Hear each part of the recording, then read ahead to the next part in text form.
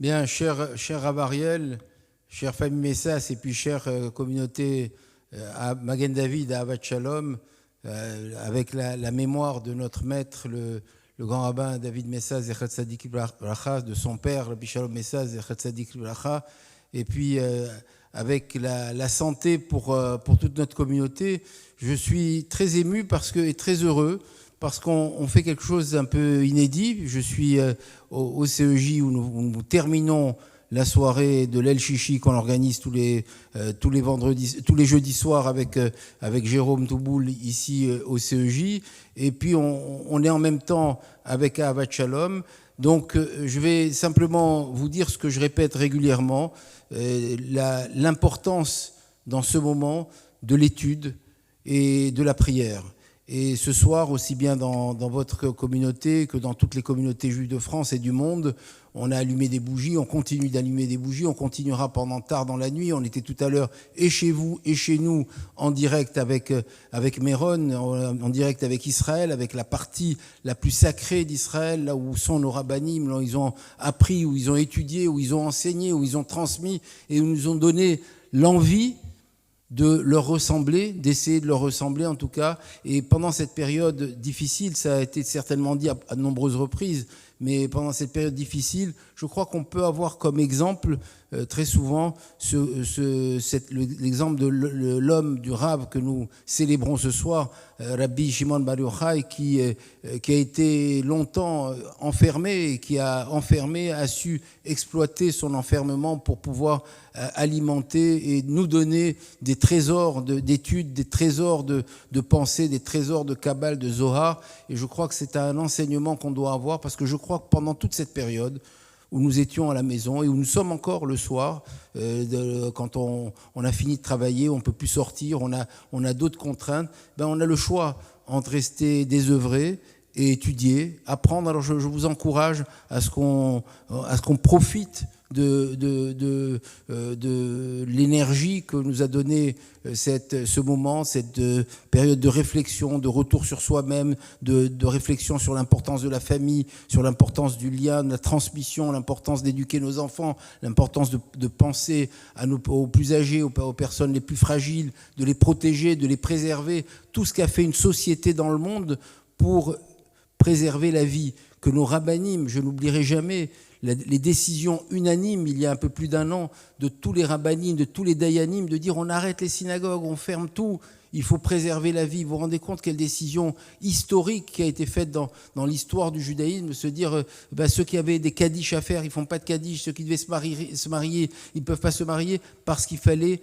préserver la vie. Alors il faut qu'on n'oublie pas que ceux qui ont autorisé la fermeture, ils ont aujourd'hui demandé la réouverture, puisqu'on a le droit de rouvrir nos synagogues avec un certain nombre de contraintes, mais des contraintes qui vont s'alléger au fur et à mesure du temps. Et donc on ne doit pas avoir pris la mauvaise habitude de ne plus venir à la synagogue et de la préserver. On a pris la responsabilité de ne pas aller à la synagogue au moment où c'était interdit, et donc de se confiner comme Rabbi Shimon Bar Yochai pour étudier. Alors nous, ce n'était pas pour étudier, c'était pour protéger nos vies. En même temps, on en a profité pour étudier. Et donc maintenant, on revient dans la vie normale, on revient à la synagogue, on réencourage nos synagogues à exister. Voilà ce que je voulais simplement dire, mais on a la chance, et vous, d'avoir eu une soirée musicale et une soirée avec des chants. Et je voudrais vous offrir d'ici du CEJ, parce que vous l'aimez beaucoup, à Ahavat Shalom. Il a animé toute la soirée, tout au long de la soirée, et je lui ai demandé de rester avec nous. Il a dit, pour le Rav Ariel, je ne vais pas refuser. Donc le Rav Uriel Elbilia est avec nous, et donc je voulais faire quand même une forme de cadeau aux musiques que j'ai entendues d'avant, pour que vous ayez du CEJ à Ahavat Shalom le direct des chants d'Uriel Elbilia. Je vous souhaite à Chag Sameach, qu'à partir de maintenant, toutes les épidémies s'arrêtent, que toutes les malades guérissent, et qu'on puisse voir avec joie nos familles recommencer à faire des fêtes comme il se doit, et surtout reprendre le chemin de nos synagogues, de l'étude, de la Torah, et pour que dans quelques jours, ça soit Yom Yerushalayim, qui nous rattache au Beth Amikdash de Jérusalem, pour arriver jusqu'à Shavuot, pour